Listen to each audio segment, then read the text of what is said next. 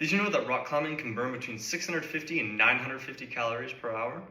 I'm Levi, and today I'm going to be teaching you about the different disciplines of rock climbing and some safety tips as well. So I've been climbing for about 3.5 years now. I've done everything from bouldering to 800-foot multi-pitch trad routes. So I know a thing or two, and I would love to share it with all of you. Today I'm going to be covering bouldering, top rope climbing, as well as lead climbing. So we're going to start off with bouldering. Bouldering is done by both beginner climbers and advanced climbers alike. All you need are a pair of climbing shoes and some chalk. When you're bouldering, it's going to be on short faces about 25 feet tall, and if you do fall, you will not have a harness or a rope, so you're just going to fall on a crash pad. Now, bouldering requires a lot of dynamic moves and weight management, landing on your fingers oftentimes. And it's found that 67% of finger injuries do require medical attention. This figure is from Christy Tran, MD. So, now that we've talked about the basics of climbing and bouldering, we're going to go to top rope climbing. Now, this sort of climbing, you're going to need a belay device. This is often done in the climbing gym where you can see the ropes running down from the ceiling. You'll have a climber and a belayer. So when you're belaying, your job is to keep the climber tight, but not so tight that you're pulling them off the wall. It's also important to not get your fingers where they can get sucked into the device where the rope runs. Christy Tran also states that 1/3 of climbing injuries are from poor belaying, so it's important to keep an attentive belay and make sure your climber doesn't fall too far. Now that we've discussed some basic rope work with top rope, we're going to go to lead climbing. It's my favorite discipline of climbing, and it's going to revolve around you trailing up a rope and having quick draws.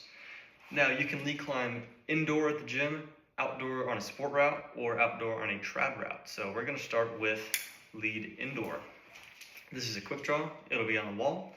You'll be trailing your rope up, and then you'll clip into it as you go up the wall. This means that you can fall below your quick draw, or very often above your quick draw. It'll be a softer fall if you're below, but if you are above your quick draw, it's going to be a harder fall. Your belayer will actually have to jump a little bit in order to cushion that fall. So for sport climbing, which is just outdoor lead climbing, form of it, you're going to bring your own quick draws and then just clip them into the bolts as you go up the route. And for trad climbing, you're going to need a little more. You're going to need protection. So this is what you're going to put in the rock to stop you from falling. This is a cam. You can clip your rope right into it or add a quick draw. You could also have stoppers while you're climbing. These you just wedge into a constriction and then clip into it. And for trad climbing, it's very important to mind your placements. Make sure they suit the rock type and size so that if you are to fall, they will hopefully catch you. If you are to fall in any way, lead climbing, it's important to not grab the rope. Instead, keep your hands away from the rope. You do not want to get any rope burns. William S. Bowie and his colleagues did a 3.5-year-long study in Yosemite and found that 65% of injuries from rock climbing are from lead falls. So be careful, mind your placements, and keep your hands off the rope. Now that I've talked about bouldering, which is when you're climbing on some short faces and you just have a crash pad, top rope climbing, which is when you're belayed from a bar at the top usually with the rope and harness, and lead climbing, which is where you trail your rope, clip it in as you go up. I'll leave you with some safety tips. Keep your fingers away from where the rope runs in your device. Don't grab the rope as you fall, and mind your trad placements. That's all I have for you today. Thank you very much.